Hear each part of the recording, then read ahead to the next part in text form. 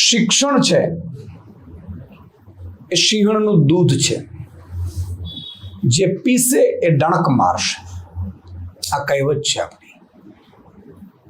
અને એટલા માટે જ સમાજ હોય, રાજ્ય હોય, જિલ્લો હોય, દેશ હોય, એને જો નંબર 1 બનાવવું હોય તો શિક્ષણ ખૂબ જરૂરી છે, શિક્ષિત વ્યક્તિ ખૂબ જરૂરી છે.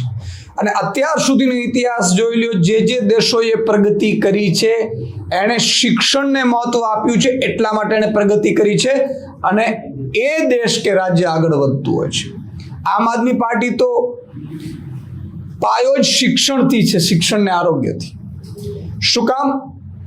કે જે બાળક, જે ગરીબનો, મધ્યમ વર્ગનો બાળક બનીને જ્યારે એક મોટો અધિકારી બનશે ત્યારે એ આખા પરિવાર, સમાજ અને એના આખા રાજ્યનું નામ રોશન કરે છે. એટલું જ નહીં, પ્રગતિ પણ કરે છે.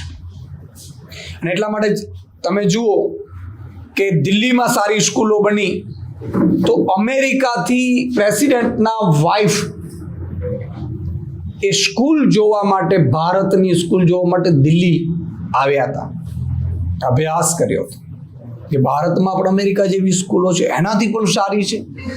પંજાબમાં આમ આદમી પાર્ટીની સરકાર આવી તો બીજી બધી સવલતો તો આપી જ, ખેડૂતો માટે આપી, કર્મચારીઓને રોજગારી આપી, કોન્ટ્રાક્ટ કર્મચારીઓને કાયમી કર્યા, વીજળી ફ્રી કરી ખેડૂતો માટે, સામાન્ય નાગરિકો માટે વીજળી ફ્રી કરી, આ તો બધું કર્યું જ, મોહલ્લા ક્લિનિક કર્યું.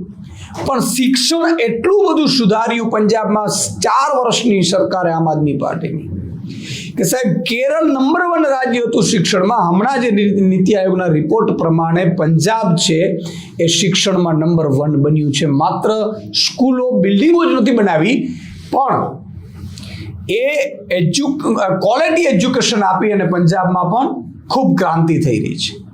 ત્યારે આજે મારું ગુજરાત પાછળ રહી ગયું છે, આપણું ગુજરાત પાછળ રહી ગયું છે, આપણા ખમીરવંતા ગુજરાતીઓનું ગુજરાત પાછળ રહી ગયું છે. અને એટલે અફસોસ છે મને. અને એટલા માટે આજે આમ આદમી પાર્ટી પણ એક અભિયાન છેડવા જઈ રહી છે આવતીકાલથી. લગભગ 63,000 શાળાઓ ગુજરાતમાં એવી છે જ્યાં કોઈના કોઈ રીતે ઓરડાની ઘટ છે, શિક્ષકની ઘટ છે, અથવા તો સારું શિક્ષણ નથી, અથવા તો દૂર દૂર સુધી બાળકોએ જવું પડે છે. અને એટલા માટે આમ આદમી પાર્ટીએ નક્કી કર્યું છે કે અમે એક કેમ્પેન આવતીકાલથી લોન્ચ કરીએ છીએ. અને ગુજરાતની જનતાને કહું છું કે આપણે લોકો સૌ એક થઈને આ કેમ્પેનને ચલાવીશું. આમ આદમી પાર્ટી માત્ર નિમિત્ત છે, અમે તમારા માટે લડીશું. કેમ્પેન ચલાવવાનું તમારે છે, મુદ્દો ઉઠાવવાનો તમારે છે. જેના બાળકો ભણી રહ્યા છે ગામડાઓમાં, જે વાલીઓ ગામડાઓમાં, શહેરમાં જ્યાં સારી શિક્ષણ નથી, ટીચર નથી, સ્કૂલ નથી, ટીચરોની ઘટ છે, જાઓ તમે વિઝિટ કરો, પૂછો. અને તમને જ્યાં પણ લાગે કે અહીંયા વિઝિટ આમ આદમી પાર્ટીના લોકો પણ આવે, નેતાઓ પણ આવે, તો આજે અમે એક હેલ્પલાઇન નંબર જાહેર કરીએ છીએ, સ્કૂલ ઠીક કરો ગુજરાત. આ અમારું અભિયાન છે કે સરકારી શાળા 30 વર્ષથી ગુજરાત સરકારમાં ભાજપ સરકાર છે એને શાળાઓની ઘોર ખોદી નાખી છે. બીજી બાજુ પ્રાઇવેટ શાળાઓ ભાજપના નેતાઓની બહુ જ ખુલી રહી છે અને કરોડો કમાઈ રહ્યા છે. એક બાજુ સરકારી શાળામાં સુવિધા ન આપે એટલે ફરજિયાત એની શાળામાં જાય એવું ષડયંત્ર કરે, પાછું એ બાજુ ધારાસભ્ય બની જાય છે, એ બાજુ સાંસદ બની જાય છે, જે સ્કૂલોમાં લૂંટ ચલાવે છે.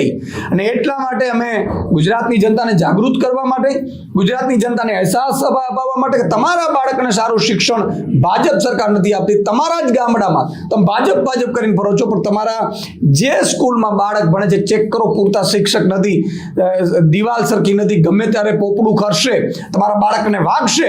તો આવી ભાજપને આપણે તિલાંજલિ આપવી જોઈએ કે ન આપવી જોઈએ? આપવી જોઈએ. તો એના માટેનો એક કેમ્પેન છે, સ્કૂલ ઠીક કરો ગુજરાત. અને આ અમારું 9512040404 અમારી હેલ્પલાઇન નંબર છે. આ હેલ્પલાઇન નંબર ઉપર હું વિનંતી કરીશ ગુજરાતની જનતાને કે તમારે જ્યાં પણ સ્કૂલની તમે વિઝિટ કરો, એ સ્કૂલની વિઝિટમાં સ્કૂલ બિલ્ડિંગ નબળી હોય, ટીચર ઓછા હોય, બીજી સુવિધાઓનો અભાવ હોય તો તમે તમે પણ ફોટો વિડીયો બનાવી શકો છો, અમને મોકલી શકો છો વોટ્સઅપ ઉપર. અને તમને પણ લાગે કે અમારી ટીમ ત્યાં વિઝિટ કરે તો અમારી ટીમ પણ ત્યાં આવશે. અને લગભગ આવતીકાલથી અમે તમામ જિલ્લાઓમાં આ કેમ્પેન લોન્ચ કરી રહ્યા છીએ કે સ્કૂલ ઠીક કરો ગુજરાત. અને અમને વિશ્વાસ છે કે ગુજરાતની જનતા પોતાના બાળકના ભવિષ્ય માટે, પોતાના ભાવિ પેઢી માટે, ગુજરાતીઓની ભાવિ પેઢી માટે આ દિવસે આ અભિયાનમાં બધા જોડાશે. હું તમામ ભાજપ કોંગ્રેસના નેતાઓ, આગેવાનો, કાર્યકર્તાઓને વિનંતી કરું છું બધું ભૂલી જજો, આ કેમ્પેનમાં તમે જોડાજો. આ આપણા સૌનું કેમ્પેન છે. આ કેમ્પેન આપણા બાળકના ભવિષ્યને, ગુજરાતને આપણે અમેરિકાથી સારું કેમ ન બનાવી શકીએ, આ દિશામાં આજે આપણે આગળ વધવાનું છે અને એટલા માટે આ કેમ્પેન અમે ચાલુ કર્યું છે. આજે ગુજરાતમાં 30 વર્ષથી ભાજપની સરકાર છે. દિવસે ને દિવસે સ્કૂલો, સરકારી સ્કૂલો ચાલુ થવાની જગ્યાએ, એ અપડેટ થવાની જગ્યાએ, સારી બનવાની જગ્યાએ બંધ થઈ રહી છે. 1-2-3 દિવસ પ્રવેશોત્સવ ઉજવાય છે, પણ ભાજપ સરકાર માત્ર એને તાઇફાઓમાં ફેરવીને ખાલી હાજરી આપવી પડે એ જ દિશાથી આગળ વધી છે. એનો રિપોર્ટ નીતિ આયોગ પોતે આપ્યું છે. નીતિ આયોગના આંકડા પ્રમાણે અત્યારે ગુજરાતની હાલત ખૂબ ખરાબ છે શિક્ષણમાં. ગુજરાતમાં આજે 9000 શાળાઓ માત્ર એક ઓરડાથી ચાલી રહી છે. ગુજરાતમાં આજે એક શિક્ષકવાળી શાળાઓ 1900 થી વધારે, એટલે કે 3000ની આસપાસ જે શાળાઓ છે એ માત્ર એક ટીચરથી ચાલી રહી છે અને એમાં 1 લાખથી વધુ બાળકો ભણી રહ્યા છે. આ બાળકોના પરિવારજન અને એના સગા સંબંધીઓ પણ નક્કી કરે કે મારા બાળકને ભાજપ સારું શિક્ષણ નથી આપતું તો ભાજપ જીતી ન શકે એવી સ્થિતિમાં છે. મિત્રો, 25,000થી વધુ શિક્ષકોની ઘટ છે. ટેટ વાળા જે ઉમેદવારો જે છે પાસ કરીને આવ્યા છે, લગભગ 3.5 લાખ જેટલા એ ટેટના ઉમેદવારો ભરતીની રાહ જોઈ રહ્યા છે, પણ ગુજરાત સરકાર સહાયકો પ્રવાસી શિક્ષક કરી અને શિક્ષણની ગૌર ખોદી નાખી છે.